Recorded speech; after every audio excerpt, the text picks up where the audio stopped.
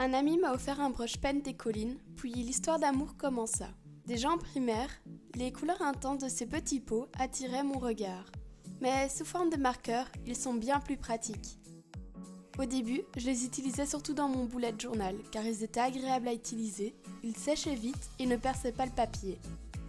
La pointe pinceau est très flexible et tu peux régler l'épaisseur du trait selon la pression que tu exerces. Je les utilisais aussi pour faire des contours ou des dessins entiers, mais c'est le genre de matériel que j'aime bien mélanger à d'autres. Il y a 29 couleurs différentes, et même si ça paraît pas beaucoup par rapport aux Pro Marker par exemple, c'est suffisant car on peut les mélanger. J'aime bien cette transparence qui me fait penser à l'aquarelle, mais les marqueurs sont bien plus colorés. Ils vendent aussi un blender, mais ça me semble être une belle arnaque car on peut tout simplement utiliser de l'eau.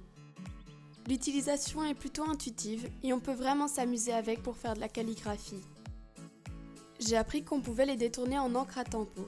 Ça permet de changer du noir habituel et de les assortir aux couleurs du texte. En humidifiant un plastique sur lequel tu as colorié, tu obtiendras de grosses taches, un joli flou pour tes fonds. Tu peux aussi les détourner en aquarelle en coloriant une pochette en plastique et en y prélevant les colorants comme dans un godet. Ou alors, les utiliser à la manière des crayons aquarellables. Colorie une surface et humidifie le papier. Et bien sûr, tu peux colorier avec comme de simples feutres pour ajouter des détails. Tu peux aussi le faire avec des crayons car les techniques sont compatibles. En primaire, on dessinait des poissons au pastel à huile, puis on coloriait le fond à l'écoline. J'ai voulu tenter ça au marqueur, juste pour voir. Enfin bref, tout ça pour te dire qu'un seul marqueur t'offre déjà plein de possibilités. Alors amuse-toi!